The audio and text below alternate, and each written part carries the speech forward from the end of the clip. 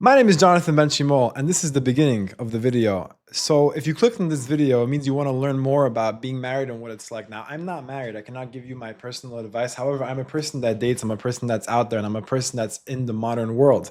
And what I can tell you is I'm not going to give you marriage advice, but I'm going to give you God's divine wisdom. Now, even though that might make you want to click away because you're hearing that I'm not married, don't judge me too quickly because you're going to like what I'm about to say. So let's talk about the divine wisdom. Now, why you might be asking yourself, well, what do I care about what the Gemara says? What do I care about what the Torah says? What do I care about what God says? Because God created the world and God also created men and women to be together. Now, it says in the Gemara, interestingly enough, Roy, it says 40 days before a person was born, it said, Roy is going to marry Bezrat Hashem, whoever he's meant to marry soon, right? So that already can allow you to feel comfortable knowing that you're already married. You're already married. Just because that person is not in front of you yet doesn't mean that you're single. It means that, right, there's a famous question, why does Masechet Gitin come before Kiddushin? Why is Hashem, God, why is he teaching us in the Talmud how to get divorced before we get married? Because a person has to learn how to divorce himself before he marries another person, because marriage is all about giving. Even Kabbalistically, in the way our bodies are designed, the man's private organ is sticking out and the woman is going in, teaching you that the man is the giver and the woman is the receiver. So what does that mean practically?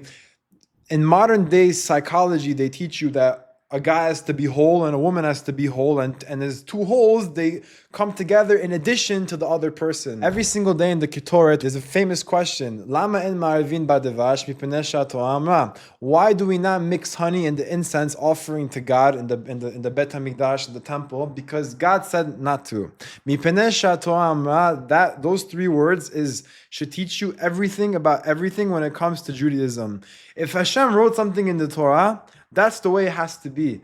So when people tell you that you have to be whole before you're married, it's not possible, because the way that God designed the world and his way of designing it in the Torah, which comes from the word hora'ah, instructions, in the instruction manual of the world, God is teaching you that he made two people as halves. And that's why getting married is compared to the splitting of the sea, because he puts you into this world and you technically have to split the sea before finding each other. Interestingly enough, if a person actually meets their soulmate, and you can ask married people this question, they'll tell you that when I was on a date with my wife or my husband, it felt like I already knew who they were for my entire life and I just met them. Because these two halves of the soul were once one. And God splits them, he puts them into the world, and you have to go find your other person, but you're not really finding your other person, you're waiting for the right time for Hashem to put you with this person back together again. So if you worry that you're not married yet, you should not worry anymore, because the good news is that you're married already, it's just a matter of the right time. Now you might be asking yourself, what do I have to do now, practically? Very simple. It says in chapter 73 in Tehillim, Va'ani kirvat Elokim li tov. For me to be close to Hashem, that's good for my soul. Being single is not the time to go smoke weed or go to the clubs or drink or go out and do inappropriate things, or even to a certain extent to make a lot of money. Yes, build your career. Yes, have a life to share with the person. But I'll tell you something, a woman is not looking for money, the right woman at least. They're not looking for all these exterior things. A woman is looking to be happy and to be a part of your story. If you're a veterinarian, if you take care of animals all day, if you do the most simple job in the world, you're a zookeeper, but you're a happy person, and when you're coming home every day, you're showing your wife a happy narrative, she will be happy to marry you.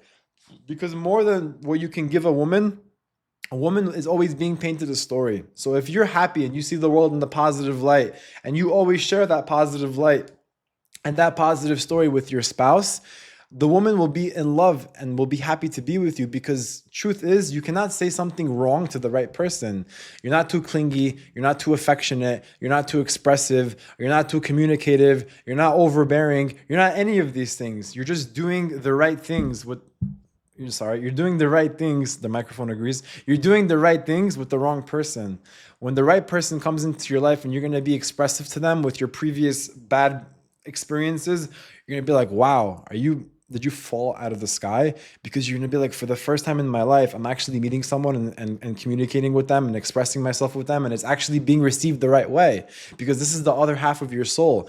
And that's why it's so important when a person's dating, you have to be shomer negiyah. You have to date with respect. When the date's over, don't sit in the car for 3, 4, 5 hours. If you really meet the right person and both of you are aligned, then there's no reason not to actually get married. Many people have cold feet nowadays. That's another reason why getting married was compared to the splitting of the sea.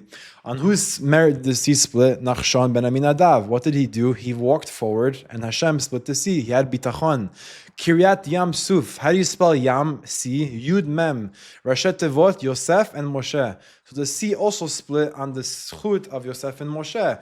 But at the same token, when Nachshon ben Aminadav stepped up to the sea, Hashem split the sea for him. I heard a phenomenal chidush firsthand from the son of Rav Chaim Kanievsky, Rav Shlomo Kanievsky, explaining the Kiryat Yam Suf. What else did Nachshon ben Aminadav do that allowed the sea to split for him? He put his head down. In the moment that he put his head down and he said, I don't want a girl who's beautiful, religious, top family, money, everything. He wasn't full of himself. Hashem split the sea for him. Meaning the Lashon, the context of the Gemara, again, the Torah is kashe zivugo shel adam, kashe parnasato shel adam, hard. What does that mean, hard? Let me ask you a question. Is God limited? Is God not infinite? Hashem can do anything. It means, what does that mean it's hard for him? We make it hard for him. When a person wants to have an entry-level job that makes $300,000 a year and they're not willing to start with sweeping the floors, that's not Hashem making it hard. That's you making it hard because you're not willing to humble yourself. When a person wants to right away marry the top, perfect, not even realistic girl instead of marrying what's actually good for him, that's also making it hard for Hashem because Hashem's trying to match you, but you have unrealistic expectations. Yes, you will Be'ezrat Hashem marry your best friend. Yes, you will end up one day with the right person, but don't have the most unrealistic expectations because then it's going to be very hard for Hashem to match you. That's why I go back to my original point. When a person gets close to his Creator and understands that he has to be humble, not to be full of himself, not to do things for other people, do things for yourself that make you happy. And yes, I'm not the biggest fan of this mindset where people are like, oh yeah, I have guilt all the time and this. Hashem doesn't want you to have guilt. Yes, you made a mistake, make tshuva, chatati, aviti, pashati, and fix it. I've been with many big rabbis in the world, they all tell you the same exact thing. You look at what you're not supposed to look at, you did something you're not supposed to do, you were in a place you weren't supposed to be in, it's over. You say every single day in the tefillah, Chadesh b'tuvo b'chol yom tamid ma'aseh bereshit. Hashem is constantly recreating the world. Avodah zarah is not just Christianity. Idol worship is worshiping the person that you were 5 minutes ago. You made a mistake, it's okay, it's over. Next thing. You went on a couple dates, didn't work out, fine. Learn the lessons, move on. Yes, sometimes in life there are tkufot, there are certain hard time periods we have to go through, we have to heal, we have to get back to ourselves. But the mission is really to go back to the innocence of your soul. Not to let the world distract you, not to let the negative experiences distract you, to go back to the innocence of who you are. My name is Jonathan, so I'm going to use myself as an example. Who's Jonathan really when you take away all the fear, all the worries, all the stresses of the world, and really connect to who I am? That's the person that I want to be on full display, unapologetically, 24/7. Because when you go on a date and you meet someone and you're unapologetically yourself, a woman is attracted to that. She's like, wow, this is a confident man. This is a man who can lead my family. This is a man who can lead my life. This is a man who can make the right decisions, can protect me, can protect our future children. Because at the end of the day, a woman's looking to feel safe with someone. And if you're always worried and stressed and I'm not even talking about PR and addictions. I'm not even talking about men who go and fool around all day. Those people, bichlal, they're not even in the conversation. Because the same way that you can go on the street and see something immodest and you can feel the rush and the spike, that will be the best feeling you'll ever feel with that person. Because after that spike and that rush and that excitement, it's just a long life of misery and of suffering. There's a pasuk in Pirkei Avot that says, "Ahava shetuya al davar, batel davar, batel ahava." Love that is dependent on something that is not the person, who they are. Not just who they are on the good days, who they are as a collective whole. You're not marrying a person who they are in front of you. You're marrying who they are in every single moment. You're marrying the hard moments, the crying, the difficult moments. It's a life that you're devoting and spending and choosing to commit to with the other person. That's also why our rabbis teach us it's not good to date for a long time, because many times you go and you date and you're excited about the person that you're with, but sometimes you see certain, what society likes to call as red flags, but I like to call it reality. You'll see the reality of the person and all of a sudden you're willing to back away from it. Because marriage keeps you committed, it keeps you together, and you're willing to work through anything together. But sometimes we see certain things before marriage, before the enhancement of marriage, I should say, that can scare us away. So that's why also when you date someone, it's very important to date with proper communication, with understanding each other, with proper talking, and etc. And when you date with shomer negiah, without touching, afterwards, when the touch is introduced after marriage, the relationship you built will only continue to grow. So really what I'm trying to say in all this message is a person has to understand they have to get close to Hashem. In the minute that you get close to Hashem and talk to Him from the bottom of your heart and say, Hashem, look at me, I'm 20, I'm 25, 30, whatever age you are, I'm going through my life, I'm trying to get close to you. And when I say get close to Hashem, I don't mean be perfect. You don't have to be black and white, etc. Have in your heart a ratzon, a desire to get close to Hashem. And I can even show you sources in Sha'ar B'tachon. I was studying with my chavruta literally the other week. He was telling me how you can have someone who dresses black and white, 3 minanim a day, etc., the whole 9 yards, but they're not doing it with happiness. Then you can have someone who's completely disconnected in a different lifestyle, but they have a desire to really want to get close to Hashem. And Hashem's eyes, the second person of the two is greater. It's a crazy thing. You would think, how is that possible? Last week's parasha, there was a proof. I think there were 60 or 70, 72 curses that were being written. And after all those curses, there's a pasuk Memtet 49.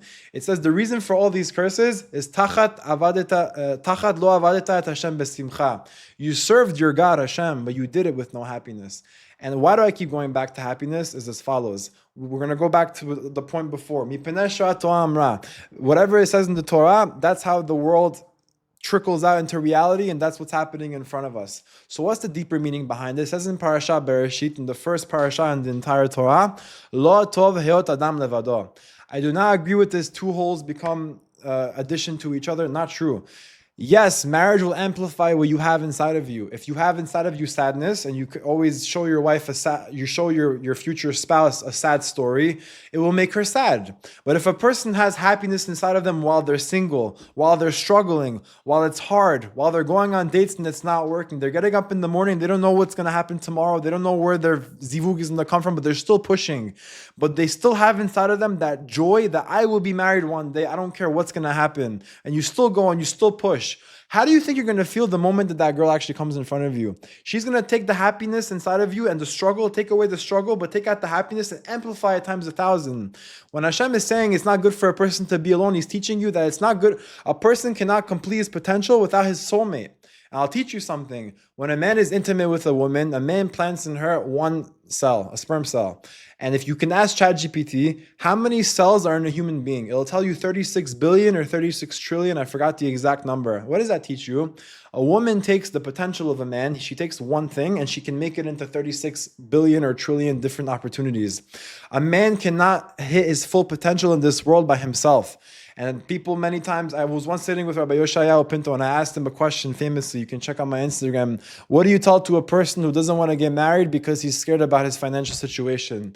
He told me, the Gemara says, oi to a person, meaning it's a certain expression of like downtrodden to a person, not downtrodden, but more so, it's not recommended to have this fear before you get married, because think about it, if you're Hashem for a second, we're not God, but we can understand logically how He runs the world. If you're single right now, God's going to give you what you want to have. Have you ever went to sleep cold in the winter? No, you have heat. Have you ever went to sleep sweating in the summer? No, you have AC. Have you ever went to sleep hungry? You have tons of food. Shefa. Shefa, by the way, otiot pesha. A lot could be also a crime. You just have to learn how to use it. Have you ever lacked anything in your life? No. What makes you... I'm 25. For the past 25 years, God has a very good record of giving me, in fact, more than what I deserve. And that's why I'm so grateful to Him for everything I have in my life. This camera, this microphone, this shirt. I have more than what I need. I really do. I have a lot more than what I need. But I thank Hashem, and that makes Him want to give me more. Same thing with this. If a person understands that they need to always be in a state of gratitude and thanking Hashem and coming full circle, you will understand that Hashem designed the world in this way to make you a better person. And you're not married yet because He wants you to become a better person. He wants to mold you. The finest material in the world is the diamond. How do you mold diamonds? Through pressure. That pressure right now is Hashem basically preparing you for the right person, preparing you for what's about to come. You just need to just stick it through for a little bit longer. Continue, up your Tehillim, up your Limud Torah. Stop talking Lashon Hara to people. Stop destroying things with your mouth, with your actions, with your words. Just do good and be good and be all about good. Don't care about what people think. It says in the Torah, Kedoshim to you. Hashem wants you to be holy wherever you are in the world. You're born in Georgia. You're born in, North Carolina. No offense. You're born anywhere in the world. You say, I don't have a Jewish community. I don't have a chance to come. You have social media. You have my videos. You have a bunch of rabbis online who are 10 times better than me. You have Torah anytime. You have online yeshivas. You have so many ways to learn Torah, to learn about how God runs the world, to learn about all these amazing things. Use the opportunity. Use what Hashem is giving you to get closer to Him. There's no real excuse, because it says in the Torah that there's no test Hashem puts in front of you that you can't handle. So if you have in front of you right now this massive test where I'm single, what do I do? What's about to come next? No. Look into yourself. Ask yourself, how can I become a better person? How can I prepare myself for the right person? And to go back to the point, and we're going to finish with this. The same way it says in the Torah that it's not good for a man to be alone, it's not because men are desperate or needy or weak. It's no, because a man cannot truly become his greatest self without a wife. When a wife is there that he can give to, and she can give to him, vice versa, and they can be together in a marriage. It says in the Torah, Ezer kenegdo. She's a helper, but she's against him. What's the pshat? The pshat is as follows. You pick. If you help your wife, she'll help you. If you give her one bad word, she'll give you 1,000. If you give her one blessing, she'll give you 1,000 in return. To the extent that you make your wife the queen, she will make you the king. But before you make your wife a queen, you have to make yourself a king. Walk around like you are the son or daughter of HaKadosh Baruch Hu. Walk around like you are a continuation of God. And Bezrat Hashem, my message to everyone, really to boil it down into a very, very simple message, is that we should continue to work on ourselves. We should continue to learn Torah, say Tehillim, have bitachon. I'm coming right now. To learn Torah, have bitachon, have emunah, and to know that everything's good is going to happen at the right time. My name is Jonathan Ben Shimol, and everything is going to be okay, and I approve this message.